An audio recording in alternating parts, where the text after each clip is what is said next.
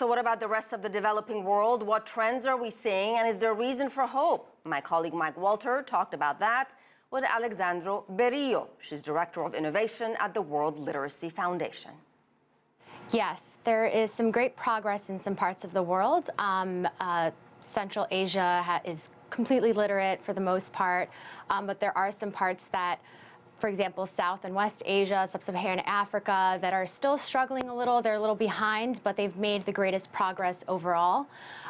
If you look at the developed countries, there's some regions that are a little stagnant, but that doesn't mean that there is real progress going on in the country themselves. Some of these rates can be a little skewed due to urban development versus rural. But overall, there's a positive trend. Yeah, I imagine all that stuff has to be factored in. You mentioned Asia. China's literacy rates have dramatically improved from 66% of adults in the 1980s, the 95% number now for adults. Yeah. How did that happen, and can it be duplicated? Yes. I mean, it all has to do with culturally relevant education, but and just progress. But they've done a huge amount of investment in education in the past few decades, and you're seeing the results now. That's not to say it can't be reversed in some areas where there hasn't been any investment in education, but if there is commitment not just from the government but from private enterprises and the community itself, where they want the education and literacy, then there's no reason why it shouldn't be happening.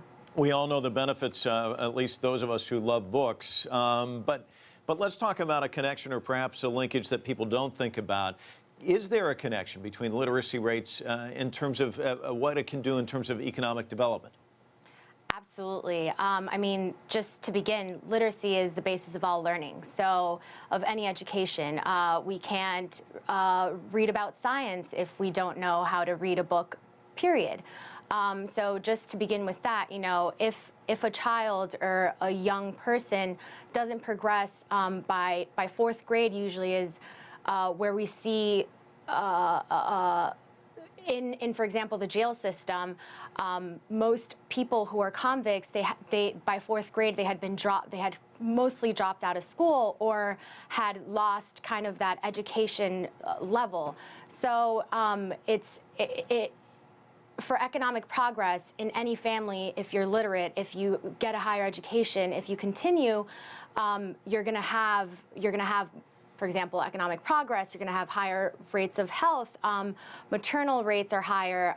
So it all links indirectly in some ways. Even digital literacy now, using a computer. There's other elements that we don't think of that have a lot to do with just basic literacy.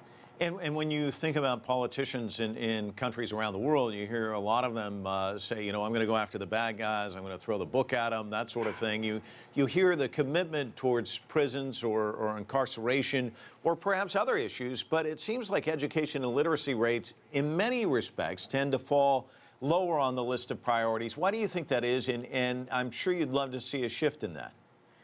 Absolutely. To tell you the truth, the best way to describe it is it's not a sexy topic.